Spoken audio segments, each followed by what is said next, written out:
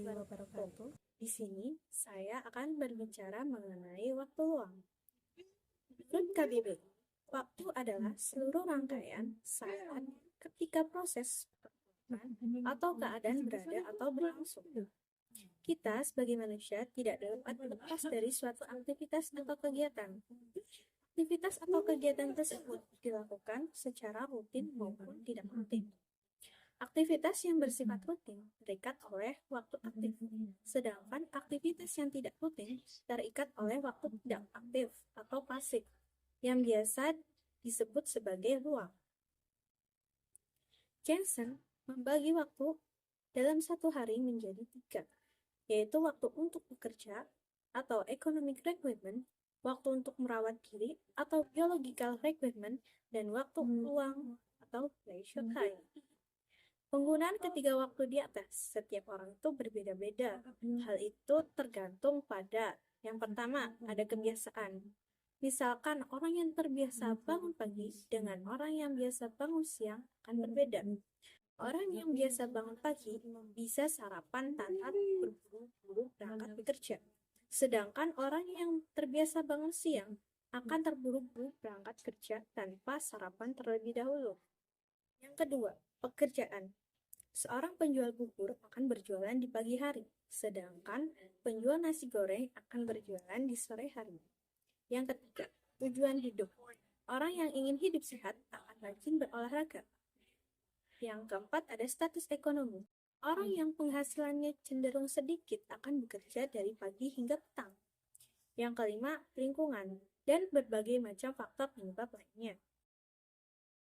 Secara etimologis, waktu luang dalam bahasa Inggris dikenal sebagai leisure dan dalam bahasa Prancis dikenal dengan loisir yang disamakan dengan free time. Kata leisure sendiri berasal dari bahasa Latin, leisure, yang berarti menjadi bebas atau diizinkan. Nah, pengertian waktu luang secara istilah itu terbagi menjadi 3. Yang pertama, lepas atau tidak dari suatu pekerjaan. Waktu luang dianggap sebagai waktu yang tidak digunakan untuk melakukan pekerjaan yang bertujuan untuk mencari nafkah, melaksanakan kewajiban, dan mempertahankan hidup. Yang kedua, cara pengisian. Waktu luang merupakan waktu yang dapat digunakan dan dimanfaatkan sesuka hati. Yang ketiga, fungsi. Waktu luang bisa difungsikan atau dimanfaatkan untuk mengembangkan bakat, meningkatkan kualitas diri, sebagai selain rekreasi dan hiburan, sebagai penebusan karena hal yang kurang menyenangkan yang telah terjadi, atau sebagai kegiatan untuk menghindari sesuatu. Penggunaan waktu yang efisien akan memiliki banyak keuntungan, seperti misalnya pekerjaan terselesaikan dengan tepat waktu, yang membuat kita memiliki banyak waktu untuk melakukan banyak hal yang penting lainnya.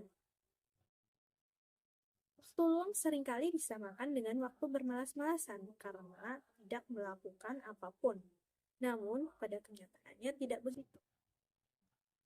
Waktu luang dapat digunakan untuk meningkatkan kesehatan jasmani seperti berolahraga, memperbaiki rohani seperti bermeditasi, bersosialisasi di masyarakat, menstabilkan ekonomi untuk kerja, dan berhasil dalam manajemen.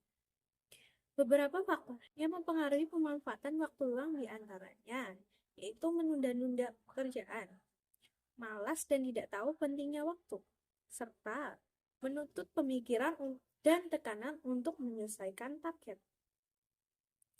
Orang tua biasanya menuntut anaknya agar waktu luang itu dimanfaatkan untuk sesuatu yang bermanfaat dan juga produktif.